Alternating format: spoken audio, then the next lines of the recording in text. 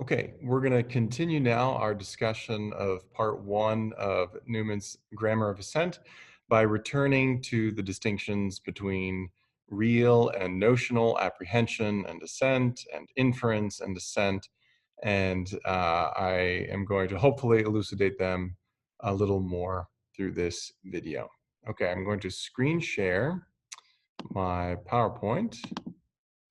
And here we are with the first distinction, which we alluded to and explained to some extent in the last video, between inference and assent. Now, in more systematic fashion, we can go through that distinction once again. So inference is, again, the conditional act of holding a proposition. The proposition that we're going to assert is held only upon the strength of the premises that are its conditions. So that was my example of Bob is the builder, can be a proposition that I infer, that is, I hold, but only on the strength of certain conditions. If Bob is the man with the hard hat, if Bob is the one who's holding the hammer, if Bob is the one working on the house, then Bob is the builder. So that's one way of holding to a proposition. Another way of holding to a proposition is as an unconditional act. So without depending upon certain premises, I hold that Bob is the builder. That is to give simple assent to the proposition. An inference, as we noted, can be something that's merely formal or empty of meaning. If my holding to the conclusion depends on certain inferences, then I can reduce that relationship to something very, very abstract, something that could be described in symbolic logic. You know, something like, for example, A equals B and B equals C, and therefore A equals C. I can hold to A equaling C on the strength of the conditions A equaling B and B equaling C. I'm inferring that proposition A equals C on the basis of those conditions, namely A equaling B and B equaling C. What is important to recognize about that is it has absolutely no importance to the strength of my inference, what A, B, and C actually are. I am holding to this inference merely on the strength of relationships between propositions, not on the basis of the content of those propositions. Assent, however, involves some apprehension of meaning. In order to assent to something, I have to understand it. I have to give it a sense in some way. We spoke in the last video about a distinction Newman makes to assenting to a proposition and assenting to the truth of a proposition. You may remember that I can assent to the proposition, Lucerne is cattle food, because I understand at least cattle food, that predicate that gives me some ability to understand the meaning of the subject, even if on its own, in itself, I don't understand the subject. Thanks to my having some understanding of cattle food, I can apprehend this proposition and assent to its truth. However, Newman also gave the example of the proposition Lucerne, a word I don't understand, is medicago sativa, another word I don't understand, a Latin expression. And he said that the child can't therefore assent to this proposition because he doesn't understand the meaning of its terms. However, the child can assent to the truth of the proposition. He can say, the proposition Lucerne is medicago sativa is true. And he can assent to this if he apprehends the meaning of the proposition, you know, that this proposition is true. That's the proposition that he can apprehend. Okay, that thing, that subject that I don't understand, namely the proposition Lucerne is medicago sativa. Don't understand that, but I do know what it means to be true is true. So I can assent to that because I have some apprehension of the meaning of that. And he can do so if, say, for example, his mother tells him so. There's an authority that he trusts and therefore can rely upon when assenting to the truth of the proposition Lucerne is medicago sativa. And we also mentioned how, depending on his apprehension of his mother's credibility, his love for his mother, his history with her, his trust for her, the strength of her own conviction when she told it to him. That is something that he can really apprehend, and so he can really apprehend the truth of this proposition when the proposition itself he doesn't even understand. Okay, inference, as we've already mentioned, considers one proposition in relation to another, and therefore, again, it's not important that you understand the meaning of that proposition itself in order to be able to infer it. Whereas assent considers a single proposition in itself, and again, you have some apprehension of its meaning in order to apprehend it.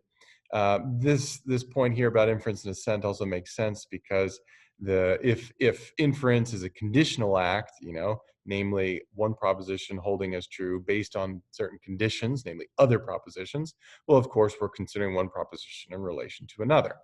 But if assent is an unconditional act of proposition, of holding a proposition, that you hold to a proposition without any other condition, any condition to it at all, well, then you're just looking at that proposition in itself. Inference apprehends propositions as notions. It's looking at the formal relation between a premise and its conclusion. That is, it apprehends the proposition very abstractly. And this, again, is a reason why it can be reduced to a formal relation. It's captured in symbolic terms. A equals B, B equals C, A equals C. You're apprehending the proposition really very much as something very abstract, a notion. Whereas assent is something that apprehends its propositions as concrete individual things. And this is why Newman will say that that assent is very cognate to real apprehension, because you're not apprehending things merely as ideas or notions, but you're apprehending real things. If I say to you, Bob is a builder, if that's something you apprehend, if you assent to that, and you're not just inferring that, if you're assenting to that, you are seeing Bob, that dude, in some sense, or at least you have, some idea of Bob that as a real existing thing. And then you know what it really means to be a builder. And you say, okay, I'm connecting. Bob is builder. And then you are giving your assent to a proposition that's about real things. Whereas with inference, you can infer something on the basis of stuff that has no existence at all, namely abstractions like A equaling B, B equaling C, and A equaling C. Okay, hopefully that distinction makes sense. Let's pass to another one that we covered a little bit, but now we're going to try and dive in a more systematic way. Okay, so I'll move my face over here so we can read this. First, just what does Newman mean when he talks about apprehension? The apprehension of propositions, by the apprehension of propositions, I mean our imposition of a sense on the darn school bell. We're not even in school, but it still rings. I'm going to read that again. So by our apprehension of propositions, I mean our imposition of a sense on the terms of which they are composed. So apprehension is the recognition of some kind of meaning in the terms and the propositions of which the terms are, the proposition and the terms of which the proposition is composed. Okay, notional apprehension apprehends what is abstract, general, and non-existing. Again, like we said in the last video, a notional apprehension is something that goes out to a concept or an idea of the mind. A real apprehension is of something that is concrete, that is unit and individual, or a thing, external to me, Newman would say. You get a notional apprehension by contrasting particulars. So we get to a notion beginning with something in reality and contrasting that real thing with another thing. And by that contrast, by the comparison, we rise to what is, properly speaking, a notion. A real apprehension, however, holds to the particular and deepens our experience of concrete reality. So let me give you an example.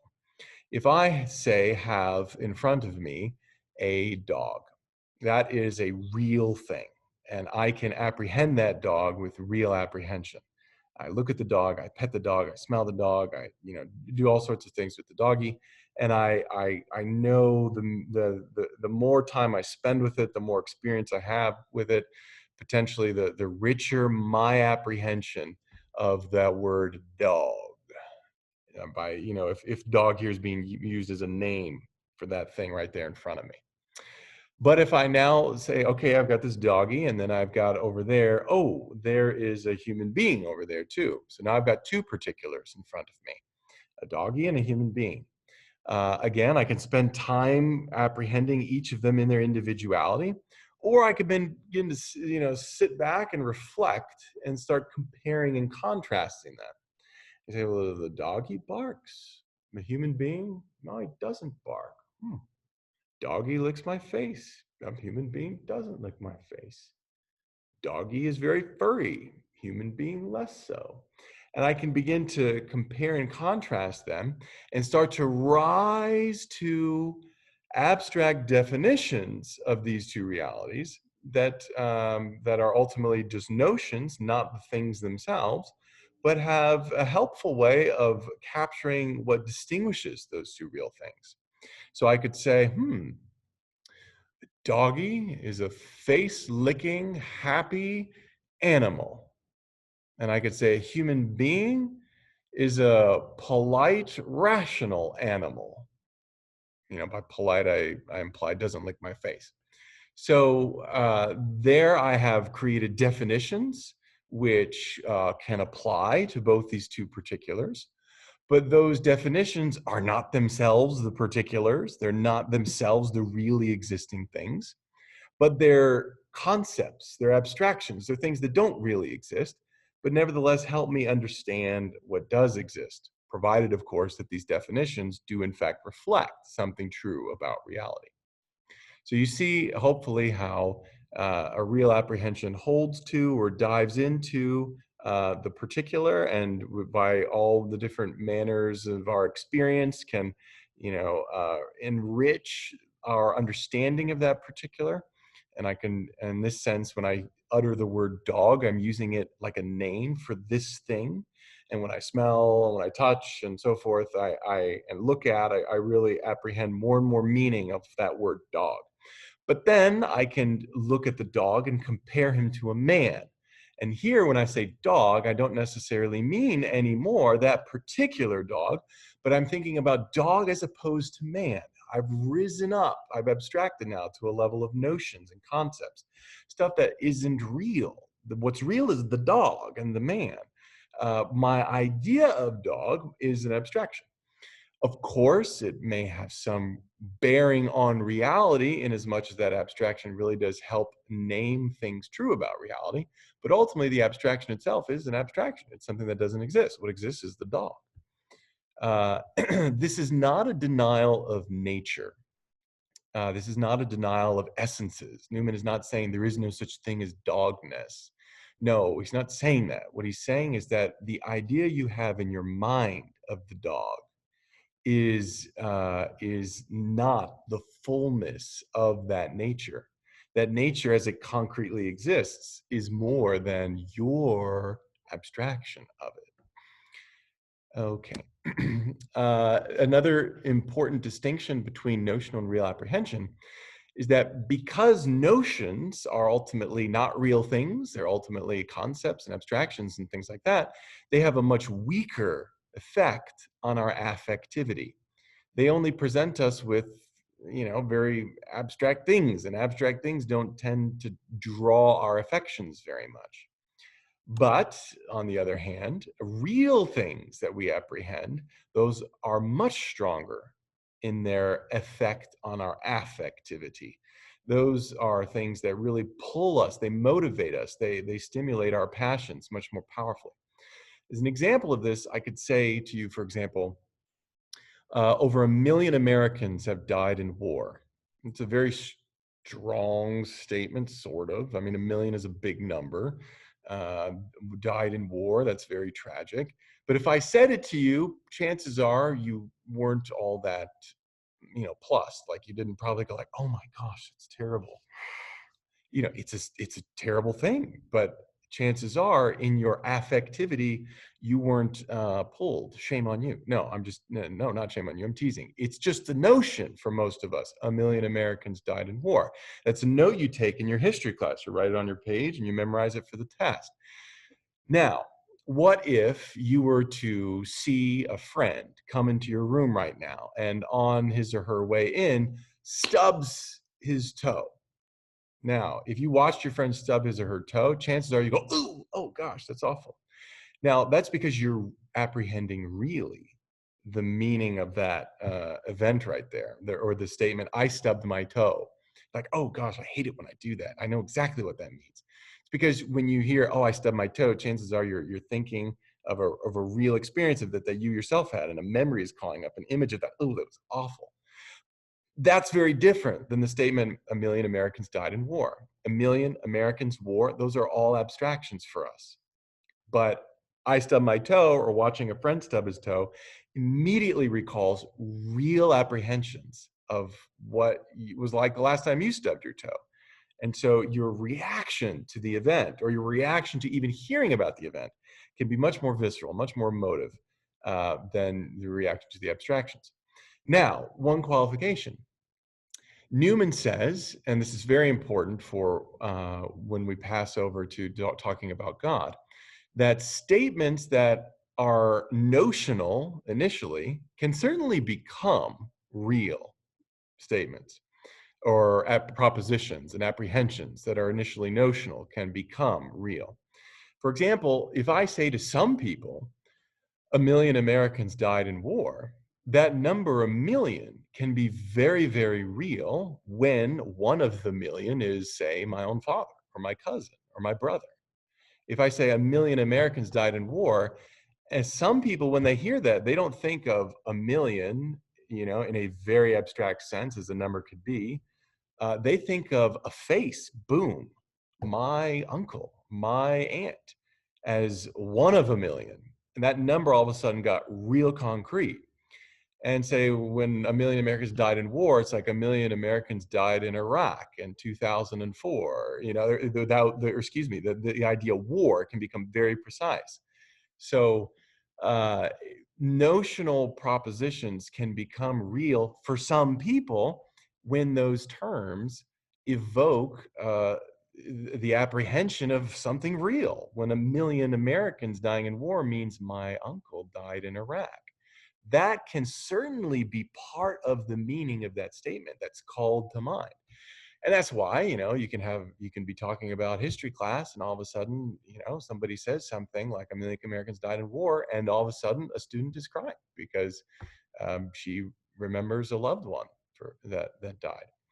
Um, so again, this idea will come up when we talk about proofs for God, because just so, notions like omnipotence, omniscience, goodness, beauty, truth, these abstractions, these notions, can become powerfully real, powerfully concrete for certain people, depending on the nature of their own real experience. Okay, moving on. Uh, Newman says that notional apprehension, he says, is especially cognate to inference. And that, I think, makes sense because, well, if inference itself is more abstract, more notional, then notional apprehension is more useful in inferences. You could think about how physics works, or any of the more abstract sciences. The more uh, the more our knowledge involves abstractions, the more capable we are of using deductive reasoning, of drawing conclusions on the basis of premises. Whereas real apprehension is especially cognate to assent. So, what you apprehend really is, is something that is more immediate, and the assent, the act of assent, is that more immediate act of holding a proposition. Because that's the one that's unconditional. That's the one that you hold the proposition to, not on the basis of conditions, but on the basis of the proposition in itself.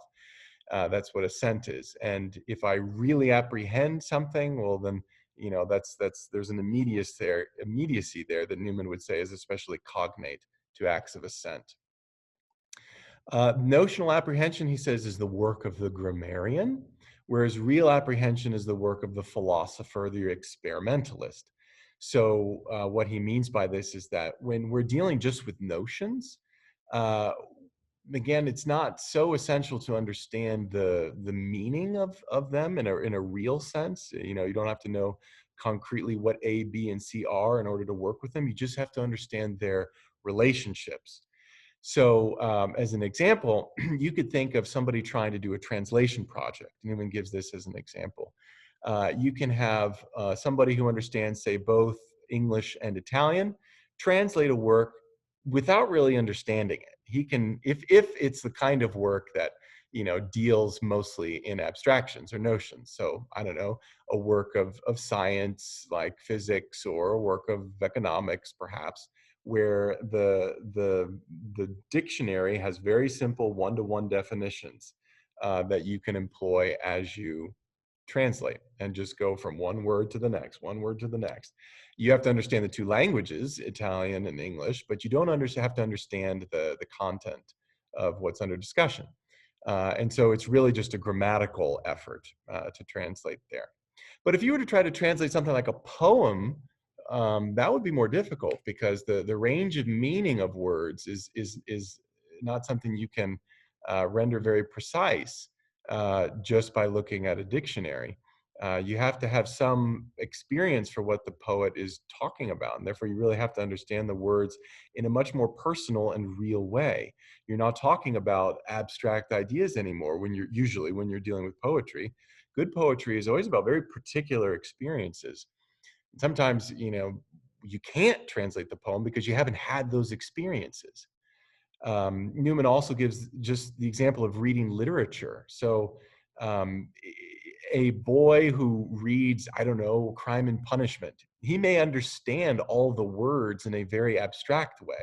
He could know all the big vocab words, but the experience of sin and purification and punishment and love and you know grabbing in a diabolical way to be the author of right and wrong and failing miserably and coming to repentance, all these things which Crime and Punishment deals with, the young reader really can't understand. So he doesn't understand the work Crime and Punishment. The grammarian, the young boy, he might understand it in that sense. He might get all the subjects and predicates and all the sort of basic abstract meaning of the words, but Crime and Punishment is not going to make him weep. He's not going to see himself in Raskolnikov. He's not going to know what it's like to go through that experience. Whereas the philosopher, the experimentalist, he will have a real apprehension of what Dostoevsky is talking about in that novel. And so the meaning of those words will be much more real for him, because he experiences the meanings in a real way. He knows the particular experience, what guilt really is, because he's I love that bell. So the philosopher, the experimentalist reading Crime and Punishment, the one who has had a real experience of what guilt means, because he remembers when he did something terrible, and he weeps when he reads the book. But there's somebody who says, oh, guilt, the experience of shame after having done something wrong. Well, I'm okay, great. It doesn't move me very much. Okay, I hope that helps. Excuse me, one more thing here. Yeah, so notional apprehension, Newman says, is the foundation of science, uh, in the sense that all of our scientific reasoning depends upon our ability to abstract, to create notions. We can get so far in deductive logic only because we have this power of creating notions and abstractions. And there is the foundation of science. Without it, we couldn't do it. Real apprehension is, Newman says, not the foundation of science, but the test of notional knowledge. So all our abstractions need always to be measured by reality. And again, they're only going to capture dimensions or aspects of reality, those dimensions, those aspects that will come out on the basis of the particular comparisons that we make. For example, a very popular definition of man is a rational animal. And like I did earlier in this lecture, I got the definition of rational animal by comparing him, say, to a dog. But is that definition exhaustive of the reality that is man? I don't think so. It is true. It expresses something true about man, but it doesn't exhaust him. I'm only defining man as the rational animal because I chose to create this definition by means of comparing him to other animals like dogs. But there could be so many more truths about what makes a man, the essence of human being, that I would get if I made other comparisons, or if I knew him not by comparing, but by knowing him in the concrete experience. So knowing man in concrete experience is essential to test our notions, and sometimes we have to correct our notions. An example of that could be like the definition of a swan. It used to be the case that people thought swans were all white. And so in your definition of swan, you would have something like white bird. But then explorers started going around the world and they recognized that, oh my gosh, there are black swans in Australia. So it does not belong to the definition of swan to be white, because look, shucks, there's a black swan there. So they had to re-examine their notion of swan by their experience of the real. Now, again, this doesn't mean that there's no such thing as a nature to a swan. It just means, no, I just have to be open to correcting my idea of the nature of a swan based on my actual experience of it. The metaphysical reality of a nature is one thing. My abstract effort to understand that nature is quite another.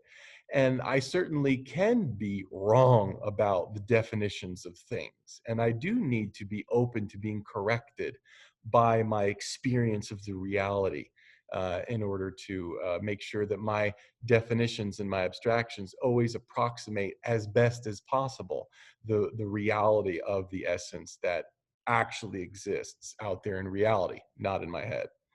Okay, hopefully that works. And the last slide here is this endorsement by Newman that namely both are really important, both apprehensions, that is, both notional and real. And so here is a quotation about that. Each use of propositions has its own excellence and serviceableness, and each has its own imperfection. To apprehend notionally is to have breadth of mind, but to be shallow. To apprehend really is to be deep, but to be narrow-minded. That's maybe we'll stop there. So that, for at least for a moment. So that is a neat line. Hopefully, it makes sense to you. Hopefully, you have a real apprehension of the meaning of that sentence. So to apprehend notionally is to have breadth of mind, but to be shallow. I mean, you can think of somebody who, I don't know, has a really big vocabulary on a notional way. In a notional way, they understand like Webster's dictionary. They memorized it. They know all those words. Da, da, da, da, da. Oh my goodness. That was the lunch bell. Yeah, it was the lunch bell. Okay, so somebody who just memorizes the dictionary has a notional grasp of a whole bunch of words, but their knowledge of them is not deep. It's very shallow. Now you can contrast that with somebody whose vocabulary is very, very limited, but who understands each of those words in a real powerful way. So, you could think of, the word, oh, I don't know, love, for example. On the lips of some people, that word can be very shallow indeed. But, on the lips of some people, other people who aren't as sophisticated and don't have a tremendous vocabulary and make all these other distinctions in relation to each other.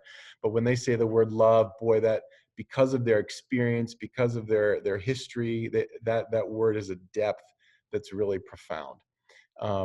This is why you can get some people who are real poets, but they don't know a whole lot of stuff. You can get real poetry out of people who didn't score great on their SATs because they're attentive to reality and they have a deep knowledge of the few things that they know really powerfully.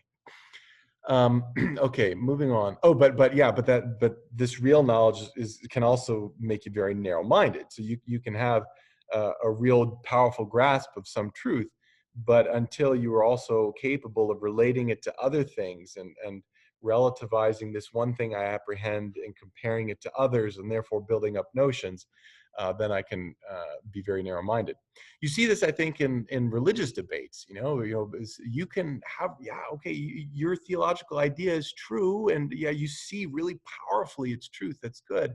But I'm not asking you to deny that wholeheartedly. I'm just asking you to sort of relativize that by comparing it with other ideas, and sort of broaden your mind. Okay, the latter, namely, so back to the quotation again, the latter, namely real apprehension, is the conservative principle of knowledge, and the former, notional apprehension, the principle of its advancement. With the apprehension of notions, without the apprehension of notions, we should forever pace round one small circle of knowledge. Without a firm hold upon things, and therefore without real apprehension, we shall waste ourselves in vague speculations. However, real apprehension has the precedence as being the scope and end and test of the notional, and the fuller is the mind's hold upon things or what it considers such, the more fertile it is in its aspects of them, and the more practical in its definitions. So hopefully this lecture has helped clarify those really important distinctions, real and notional. Uh-oh, don't look at that. That's for the next lecture. Oh no, stop share. Stop share. Okay, so hopefully this lecture has helped you come to a better understanding of real and notional apprehension, assent and inference, and allows you to read more fruitfully the first few chapters of Grammar of Assent. Best of luck, and I'll be back before too long with a lecture about the idea Newman has of conscience, and how through conscience we can pass from a notional idea of God to a real idea of God. That is, passing from just understanding God's by means of abstractions, total goodness, absolute truth, to goodness, truth, like that thing that I really know, and upon which the coherence of everything is resting. Okay, ciao, ciao.